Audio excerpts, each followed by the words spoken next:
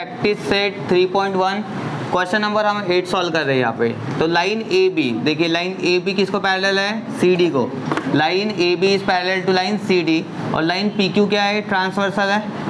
Parallel line की properties यहाँ पे अप्लाई कर सकते हैं। इसके बाद देखो रे पी टी, ये पी टी और रे क्यू टी, ये दोनों भी क्या है, बाइसेक्टर्स है। ये मतलब क्या कर रहा है, इक्वल हिस्सों में डिवाइड कर रहा है, ठीक है, इक्वल पार्ट्स में एंगल को डिवाइड कर रहा है इस तरीके से। तो हमें क्या करना है, यहाँ पे रे पी टी और क्यू टी बाइसेक्ट कर रहा है, तो एंगल को क्या करेगा, हाफ करेगा, वो हमें यहाँ पे लिखना है। प्रूव दैट, जो एंगल बन रहा है यहाँ पे पी टी क्यू, ये जो एंगल बन रहा है वो कितने का चाहिए, 90 डिग्री का हमें प्रूव करना है। तो हम प्रूव कैसे करेंगे, सबसे पहले जो लिखेंगे यहाँ पे line A B is parallel to line C D, ठीक है, ये तो गिवन है। और पी क्यू क्या है यहाँ पे, transversal line P Q is a transversal. अब इसके हिसाब से हम लोगों को एक चीज़ पता है, हमने पैरेलल लाइंस में पढ़ा था, ये दो एंगल जो रह गए यहाँ का और यहाँ का, इनका एडिशन कितना होता है, 180 डिग्री। कौन सी प्रॉपर्टी, इंटीरियर एंगल प्रॉपर्टी। तो उस हिसाब से हम लिख सकते हैं angle P B P Q plus angle, दूसरा एंगल क्या आएगा, P Q D equals to 180 degree. Reason क्या है पता है ना, रीज़न क्या लिखेंगे यहाँ पे, interior angle property, interior angle property. तो ये हमने यहाँ पे लिख दिया, इंटीरियर एंगल प्रॉपर्टी। अब मुझे बताओ, ये जो एंगल है बी पी क्यू, ये जो है यहाँ पे देखो, इसको हम हाफ लिख सकते हैं, कैसे, टी पी क्यू, ये इसको अगर लिखना है तो हाफ ऑफ क्या आता है, क्यू पी बी। बट अभी फिलहाल में हम कुछ लिखेंगे नहीं, क्योंकि यहाँ पे इसको दे देंगे हम इक्वेशन नंबर 1 दे देते हैं। फिलहाल में क्या दे देते हैं, इक्वेशन नंबर 1। अब ध्यान देना, ये दिया है रे पी टी, तो यहाँ पे लिखेंगे ray P T and ray Q T bisect कौन से angle, angle B P Q and angle दूसरा कौन सा है, angle P Q D respectively. तो ये दो एंगल्स को क्या कर रहे हैं, रे बाइसेक्ट कर रहे हैं। तो देयरफॉर देखो पी टी किसको बाइसेक्ट कर रहा है, पी टी बाइसेक्ट कर रहा है बी पी क्यू को। तो मतलब क्या आएगा यहाँ पे, जो एंगल रहेगा ये for example T P Q, therefore angle T P Q is equals to half of angle, कौन सा angle, B P Q, half आएगा, आधा आएगा। कैसे, ये देखो ये पूरा एंगल है, ये दो हिस्सों में डिवाइड करा, तो हमें इससे मतलब है टी पी क्यू से मतलब है। तो टी पी क्यू क्या लेंगे हम, हाफ ऑफ एंगल कौन सा, बी पी क्यू। बाइसेक्ट करना मतलब वही होता है, हाफ करना होता है, ठीक है। मेन एंगल जो दिया है यहाँ पे, इसको क्या करेंगे, आधा करेगा। तो ये टी पी क्यू को, T P Q is equals to half of angle B P Q. उसके बाद सेम कौन सा लिखना है यहाँ पे, अब ये इधर पी क्यू डी, तो इसमें क्या आ रहा है, पी क्यू टी, ठीक है। तो angle P Q T is equals to, या फिर टी क्यू पी भी लिख सकते हैं, ठीक है, टी क्यू पी, देखो टी से चालू करो तो भी चलता है, T Q P equals to half of angle कौन सा, P Q D, angle P Q D, इसका भी तो हाफ होगा ना।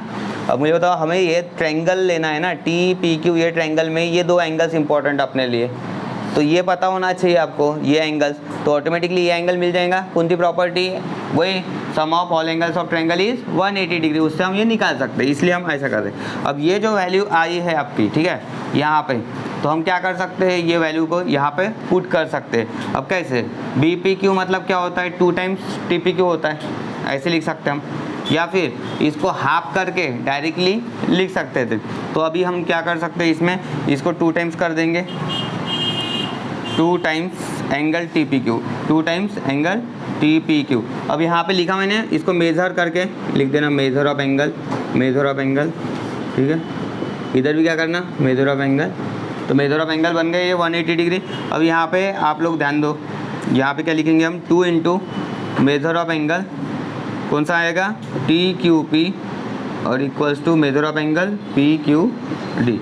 यहाँ पे क्या आएगा, B P Q, measure of angle B P Q, हो गया ये। 2 टाइम्स आ गया TPQ और ये आ गया 2 टाइम्स TQP।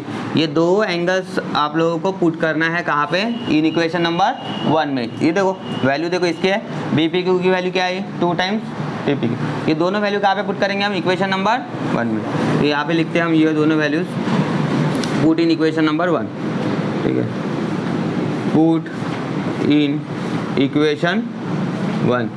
तो ये इक्वेशन 1 में पुट करेंगे, ठीक है। तो यहाँ पे इक्वेशन नंबर आ रहा है यहाँ पे, ठीक है। इक्वेशन नंबर 1 में क्या हो रहा है, ये देखो इसके जगह पे हम क्या लिखेंगे, therefore 2 times measure of BPQ निकाल के क्या लिखना है बोलो, BPQ की जगह पे major of angle TPQ plus इधर PQD की जगह पे क्या आएगा, PQD की जगह पे आएगा measure of angle TQP equals to ये कितना है 180 डिग्री।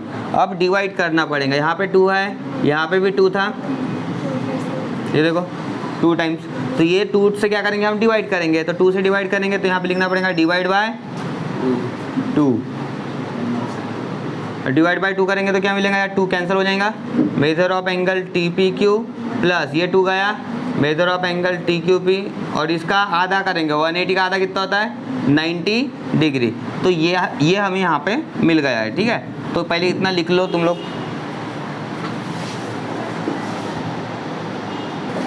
नेक्स्ट स्टेप, अब देखो यहाँ पे हमने क्या किया है, सबसे पहले यहाँ पे 2 से डिवाइड कर लिया, ये इक्वेशन था, यहाँ पे 2 टाइम्स आया था तो डिवाइड किससे किया मैंने, यहाँ पे 2 से किया। जैसे ही डिवाइड 2 से किया तो यहाँ से 2 चला गया और इसका हाफ हो गया। 2 से डिवाइड करना, 180 का आधा कितना होता है 90। अब ये वैल्यू हमारे पास आ चुकी है, यस। इक्वेशन नंबर इसको दे देते हैं 2, क्योंकि पहले इसको हमने 1 दिया था। अब हम लेंगे ट्रायंगल, इन ट्रायंगल कौन सा, PTQ ट्रायंगल लिया। कितने एंगल्स है इसमें, 3 एंगल्स है। मेजर ऑफ एंगल कौन सा PTQ plus angle TPQ, major of angle TPQ और मेजर ऑफ एंगल क्या आएगा TQP। देखो TQP ये तीसरा एंगल, 1 2 3 ऐसे, तो यहाँ पे आएगा TQP equals to 180 degree. Reason पता है आपको, क्या देना है यहाँ पे, sum of measure of angles of triangle कितना होता है, इज 180 डिग्री। तो ये रीज़न दे दिया। अब इसमें आपको वैल्यू पुट करना है, ठीक है। तो वैल्यू क्या रहेंगे यहाँ पे, तो ये रहेंगे आपकी वैल्यूज। यहाँ पे देखो इसकी वैल्यू आपके पास है 90 डिग्री, तो यहाँ पे इसको दोनों को हटा के कितना लिखना है 90 डिग्री। तो ये वैसे रहेगा PTQ एज इट इज़, ये दोनों को हटाओ, कितना लिखना है 90 डिग्री और 180 डिग्री। ये कहाँ से मिला हमें, फ्रॉम इक्वेशन नंबर 2। ये वैल्यू हमने कहाँ से लिया, फ्रॉम इक्वेशन नंबर 2। अब 90 इधर गया तो क्या मिलेगा, measure of angle PTQ is equals to 180 degree minus कितना होगा बोलो 90 डिग्री। 180 में से अगर 90 माइनस किया तो वी गेट 90 डिग्री। तो हमें यही चाहिए था, एंगल PTQ का मेजरमेंट कितना चाहिए था 90 डिग्री। जो हमें प्रूव करना था वो हो चुका है, राइट डाउन। चलिए नेक्स्ट क्वेश्चन नंबर 9। अब यहाँ पे देखिए ये फिगर दिया है, using this given figure information. तो आप लोगों को क्या निकालना है, तीनों एंगल का मेजरमेंट निकालना है। Major of angle A angle A है, बी है और सी है। अब यहाँ पे ट्रायंगल जो दिया है, फिगर जो दिया है, हम लिखेंगे यहाँ पे फ्रॉम फिगर। यहाँ पे हमें क्या दिख रहा है, क्योंकि इन्फॉर्मेशन तो वहाँ से यूज़ करना है। मुझे बताओ एंगल बी और ये 70 डिग्री कौन से एंगल्स है, वर्टिकली अपोजिट एंगल। तो हम यहाँ पे डायरेक्टली लिख सकते हैं कि angle B, measure of angle B equals to कितना हो जाएगा directly, measure of angle B equals to 70 degree. Reason क्या है यहाँ पे, रीज़न बताओ, वर्टिकली अपोजिट एंगल्स। तो ये हमने लिख दिया यहाँ पे रीज़न, वर्टिकली अपोजिट एंगल्स। तो ये हमें तो डायरेक्टली मिल गया फ्रॉम फिगर, ठीक है।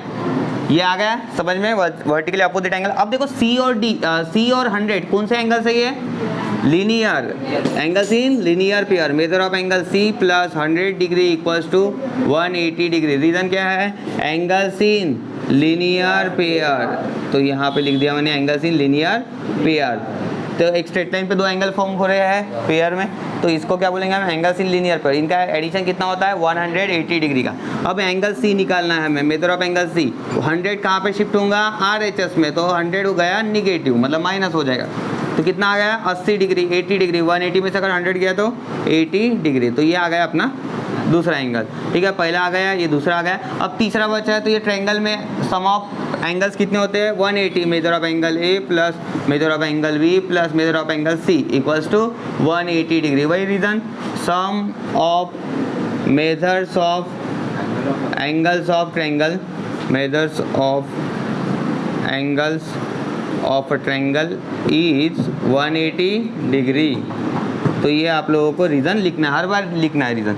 अब बताओ ए की वैल्यू हमारे पास है क्या, नहीं। बी की कितनी थी बोलो 70, सी की 80। अब बताओ 80 प्लस 70 कितना हो गया 150, 150 डिग्री। 150 माइनस करो, क्या मिलेगा फिर 180 माइनस 150 30 डिग्री। तो मेजर ऑफ एंगल ए कितना आया 30 डिग्री। तो ये तीनों एंगल्स हमारे आ चुके हैं। सिंपल प्रॉब्लम था। हाँ ठीक है, क्वेश्चन नंबर 10। तो यहाँ पे हमें क्या करना है, इस फिगर से प्रूव करना है D E F is half of angle E D F, इसका हाफ है करके प्रूव करना है। तो सबसे पहले हम यहाँ पे लिखेंगे डी किसको पैरेलल है, line D is parallel to line G F, ठीक है। तो ये एक दूसरे को पैरेलल है और ट्रांसवर्सल कौन सी लेना है, and line D F is transversal, line D F is transversal. अब यहाँ पे एंगल जो फॉर्म हो रहे हैं वो कौन से हो रहे हैं, देखो ये वाला और ये दो एंगल्स कौन से हो रहे हैं बोलो, ये है अल्टरनेट एंगल। तो यहाँ पे लिख सकते हैं angle E D F is equals to angle D F G. Reason क्या है, अल्टरनेट एंगल्स, अल्टरनेट एंगल्स, ये एक रीज़न मैंने यहाँ पे डाल दिया। अब साथ ही साथ देखो ये तो बाइसेक्ट कर रहा है, ये देखो डी एफ एम को यफ जी क्या कर रहा है, बाइसेक्ट कर रहा है। तो यहाँ पे लिखेंगे हम रे यफ जी बाइसेक्ट्स एंगल, कौन सा एंगल, डी एफ एम, कौन सा एंगल को बाइसेक्ट कर रहा है, एंगल डी एफ एम। तो इसका मतलब क्या होता है, डी एफ जी, देयरफॉर एंगल डी एफ जी कौन किसका हाफ रहेगा, फिर इसी का हाफ रहेगा। देखो डी एफ जी किसका हाफ रहेगा, half of angle D F M. अब डी एफ एम हम अगर कोई एक एंगल मान रहे हैं तो मुझे बताओ ये जो है डी एफ जी वो हाफ आ रहा है। फॉर एग्जांपल इसको हमने x माना तो x डायरेक्टली हम यहाँ पे क्या लिख सकते हैं, x का हाफ लिख सकते हैं। अब डी एफ जी देखो हमें प्रूव क्या करना है, चेक करो D E G, where is D E G, D E G, ये एंगल जो है वो किसके हाफ है, ई डी एफ के हाफ है। यस, ई डी एफ इसके हाफ करना है हमें। अब मुझे बताओ ये तो हमने लिख लिया है पहला वाला काम, यहाँ पे एक रिप्लेसमेंट मार सकते हैं हम, कहाँ से, इसको कंसीडर कर लेते हैं हम, इसको कंसीडर कर लो।